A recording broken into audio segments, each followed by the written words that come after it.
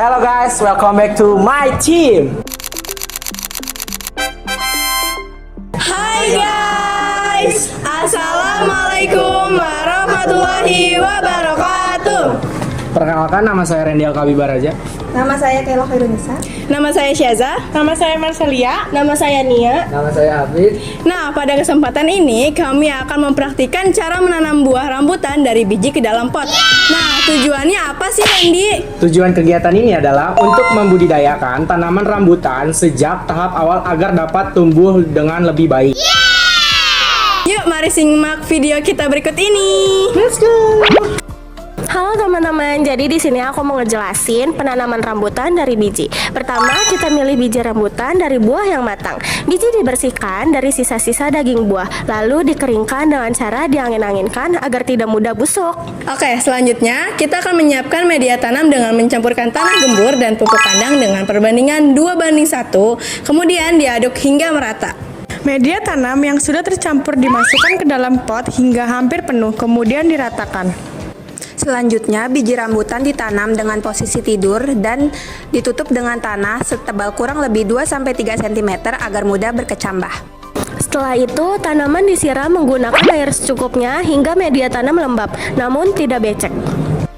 Pot diletakkan di tempat yang terkena sinar matahari tidak langsung dan dilakukan penyiraman secara rutin setiap hari. Oke guys, kita sudah sampai penghujung acara. Demikian praktek menanam buah rambutan dari biji ke dalam pot. Dengan perawatan yang baik, biji rambutan akan berkecambah dan tumbuh menjadi tanaman yang sehat. Terima kasih. Bye-bye! A few moments later. Oke guys, balik lagi bersama kelompok 1. Setelah pulang sekolah, kita nggak lupa untuk mengecek kondisi tanaman kita.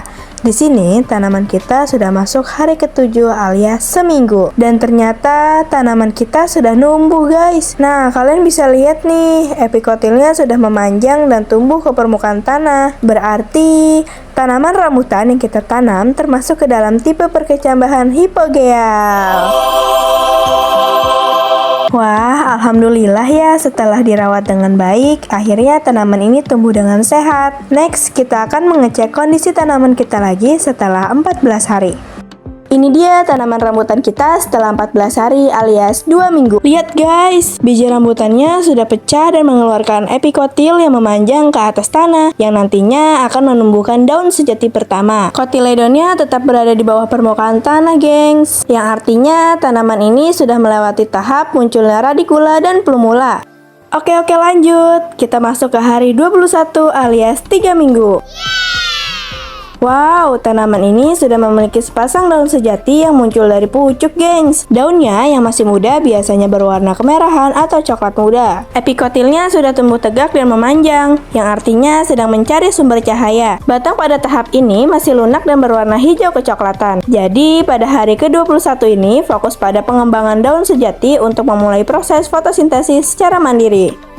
Yap, sekarang kita masuk hari ke-28, yang dimana sudah memiliki sepasang daun sejati yang melebar sempurna. Daun yang tampak berwarna hijau segar dengan permukaan yang sedikit mengkilap. Ini merupakan ciri khas bibit rambutan yang tumbuh dengan baik. Batang utama mulai menguat dan memanjang, menopang susunan daun yang mulai bertingkat. Jadi, pada hari ke-28, fase perkecambahan secara teknis telah selesai, dan tanaman telah memasuki fase pertumbuhan vegetatif awal, di mana fungsi kotiledon sebagai cadangan makanan mulai digantikan sepenuhnya oleh proses fotosintesis dari daun sejati yang telah tumbuh. Setiap pohon besar pernah menjadi bibit kecil. Setiap perubahan besar dimulai dari langkah sederhana. Di halaman sekolah ini, kita akan menanam sesuatu yang bukan hanya tumbuh, tetapi juga memberi kehidupan. Kenalkan si merah manis dari negara tropis, yaitu tanaman rambutan. Kenapa sih kita memilih tanaman rambutan dibanding tanaman lain? Yang pertama, tanaman rambutan sangat cocok dengan iklim tropis di Indonesia. Tanaman ini tumbuh optimal di daerah dengan sinar matahari yang cukup dan curah hujan yang tinggi. Yang kedua, perawatannya relatif mudah. Cukup menyiram rutin, pemupukan, dan pemangkasan ringan. Pohon ini bisa tumbuh tinggi dan kuat. Yang ketiga, rambutan adalah tanaman produktif. Saat musim panen, satu pohon bisa menghasilkan puluhan hingga ratusan buah. Dan yang terakhir, pohon rambutan memiliki tajuk yang lebar dan rindang. Artinya, halaman sekolah akan terasa lebih sejuk dan nyaman untuk belajar di luar ruangan. Rambutan bukan hanya tanaman buah, ia adalah investasi jangka panjang bagi lingkungan sekolah. Setiap tanaman memiliki identitas ilmiah. Rambutan dikenal dengan nama Nephelium lapaceum. Klasifikasi ilmiahnya yaitu Kingdom Plantae, divisi Tracheophyta, kelas Magnoliopsida, ordo Sapindales, famili Sapindaceae, genus Nephelium, dan terakhir spesies Nephelium lapaceum linnaeus. Tanaman ini berasal dari Asia Tenggara dan telah lama menjadi bagian dari kekayaan hayati Indonesia. Sekarang kita pelajari struktur tubuhnya. Yang pertama itu ada akar. Rambutan memiliki sistem akar tunggang yang kuat. Akar ini berfungsi menyerap air dan mineral tanah, serta menjaga pohon tetap kokoh berdiri. Yang kedua, batang. Batangnya berkayu dan keras. Semakin tua, batang akan semakin besar dan mampu menopang banyak cabang serta buah. Dan yang ketiga, daun. Daunnya majemuk, menyirip, dan berwarna hijau. Di dalam daun terjadi proses fotosintesis, yaitu proses pembuatan makanan dengan bantuan cahaya matahari. Selanjutnya, ada manfaat untuk kesehatan. Buah rambutan kaya vitamin C, serat, dan antioksidan yang membantu meningkatkan daya tahan tubuh dan menjaga kesehatan pencernaan. Nah, selanjutnya ada manfaat untuk lingkungan sekolah. Yang pertama, menghasilkan oksigen. Yang kedua, menyerap karbon dioksida. Yang ketiga, mengurangi suhu panas. Yang keempat, mencegah erosi tanah. Yang kelima, menambah keindahan sekolah.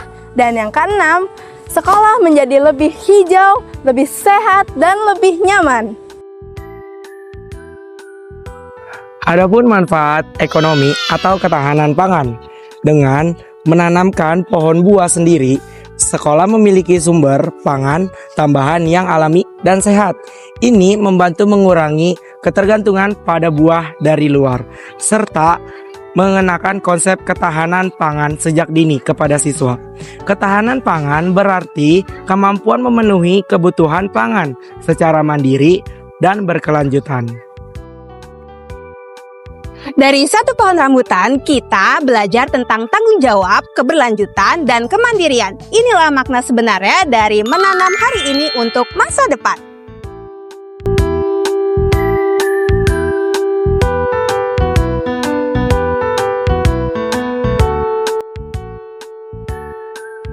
Halo guys, kembali lagi bersama kelompok 1. Jadi hari ini kita mau menanam tanaman rambutan bersama Kayla, Syaza, Nia, Marcelia, Hafid, Randy. Oke, saksikan kita untuk menanam tanaman rambutan nanti ya.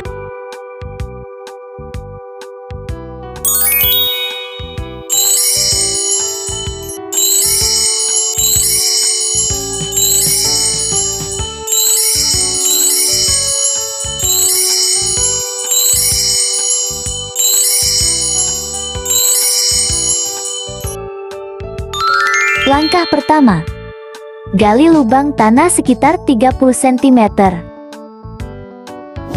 Langkah kedua, paku label tanaman pada kayu.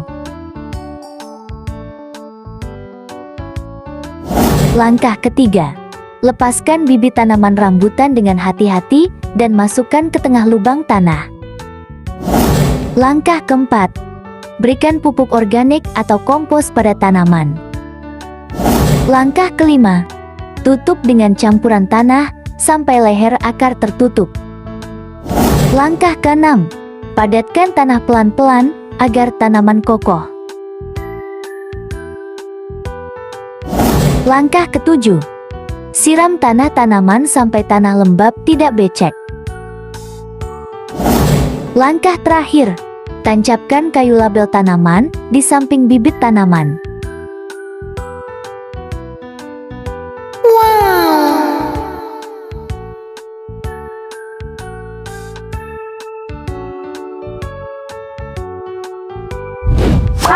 semuanya. Jadi hari ini kita sudah selesai menanam tanaman rambutan. Nah, semoga tanaman rambutan yang kita tanam hari ini bermanfaat untuk lingkungan sekolah. See you, bye-bye. Kegiatan menanam tanaman rambutan memberikan pengalaman belajar yang bermakna karena saya memahami secara langsung proses perkembangan biji hingga menjadi bibit muda.